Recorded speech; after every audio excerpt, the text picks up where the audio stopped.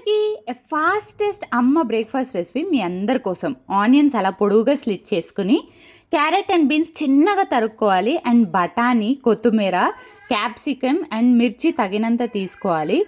ఎంతమందికి చేస్తున్నామన్న కొలతతో సేమియా తీసుకుని బాయిల్ చేసుకోవాలి వాటర్ని. ఆ బాయిల్ చేసుకున్న వాటర్లో ఇలా బఠానీలు బాయిల్ చేసుకుని, ఇలా కరివేపాకు తాలింపు పెట్టుకోవాలి.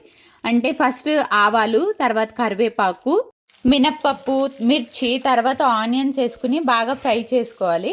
తర్వాత బీన్స్ అండ్ క్యారెట్, క్యాప్సికమ్ కూడా వేసేసుకుని బాగా ఫ్రై అయ్యేదాకా లో ఫ్లేమ్లో పెట్టుకుని ఫ్రై చేసుకోవాలి. సో అలా బాయిల్ అయిన వాటర్లో సేమియా కూడా బాయిల్ చేసుకుని పక్కన పెట్టుకోవాలి. దాంట్లో ఉన్న వాటర్ అంతా స్ట్రెయిన్ చేసుకోవాలి. సో ఇలా బాగా ఫ్రై అయ్యాక అమ్మ గీ వేసింది.